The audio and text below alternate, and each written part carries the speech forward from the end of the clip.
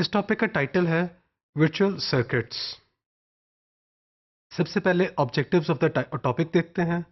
After completing this topic a student will be able to explain the concept of virtual circuits.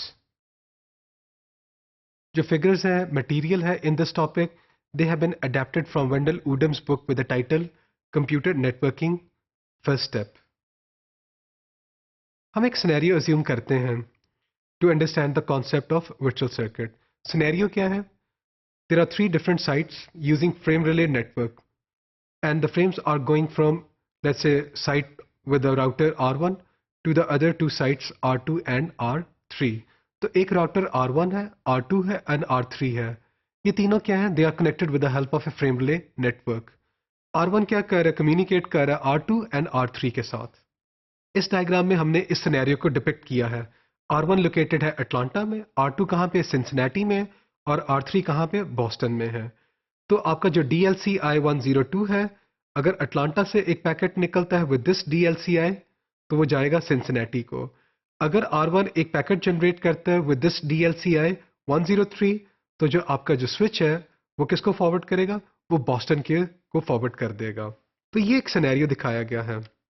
In frame relay lingo, the ability for R1 to send data to R2 over the frame relay network is called a virtual circuit. तो R1 और R1 अगर R2 को data deliver कर रहा है with the help of a frame relay network, इसको हम क्या कहते हैं? virtual circuit कहा जाता है। A VC is like a lease circuit, lease line, in that exactly two devices can send and receive the data using it. तो VC जो यूज करें दो डिवाइसेस, वो लीज लाइन की तरह क्या करें? एग्जैक्टली दो ही डिवाइसेस सेंड और रिसीव कर सकते हैं। लेकिन ये फिजिकल की तरह नहीं है।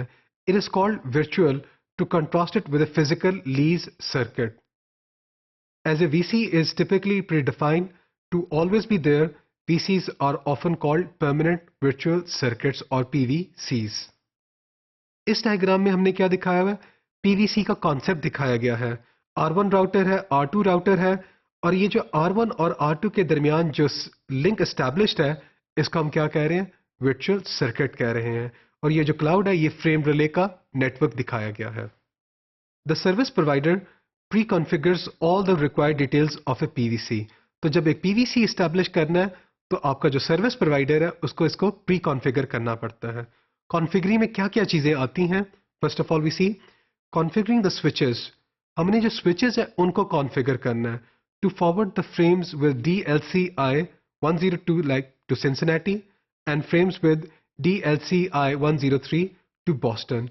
तो जो आपका जो सर्विस प्रोवाइडर है उसने ये कॉन्फ़िगरेशन करनी है आपके फ्रेम रिले स्विच के अंदर।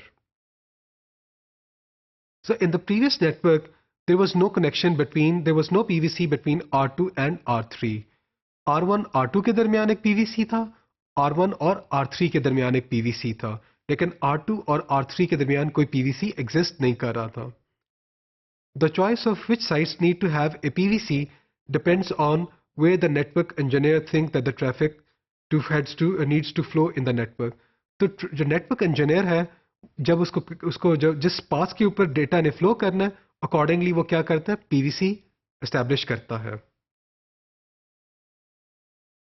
When routers use the frame relay and there is a PVC between each pair of the routers, the PVCs are in a full mesh. इसको क्या कहते हैं? अगर हर पेयर ऑफ राउटर्स के दरमियान एक PVC एग्जिस्ट करे तो उसे हम क्या कहते हैं? फुल मैश कहते हैं। अगर हर पेयर ऑफ राउटर्स के दरमियान नहीं एग्जिस्ट कर रहा तो आप उसे क्या कहते हैं? एक पार्शियल मैश कहते हैं। अगर हर पेयर ऑफ राउटर्स के दरमियान PVC एग्जिस्ट नहीं करेगा तो उसे हम पार्शियल मैश कहते हैं। इस डायग्राम को देखें तो जो पिछली एग्जांपल हम लोगों ने देखी थी उसमें R1 R2 के दरमियान, R1 और R3 के दरमियान PVC एग्जिस्ट कर रहा था, लेकिन R2 और R3 में नहीं था। लेकिन अगर हम इस एग्जांपल को देखें जो करंटली इस डायग्राम में है, तो लैरी, बॉब और जूनियर जो कनेक्टेड हैं R1 R2 R3 के साथ, अगर आप देखें इस डायग्राम में तो R1 R2 के साथ, R2 R3 के साथ, R1 R3 के साथ, तो हर पेयर ऑफ राउटर्स के दरमियान क्या है? एक परमानेंट वर्चुअल सर्किट एग्जिस्ट करता है। इसे हम कहते हैं फुल मैश कहा जाता है। इस टॉपिक में हम लोगों ने वर्चुअल सर्किट्स को अंडरस्टैंड किया with the help of different examples.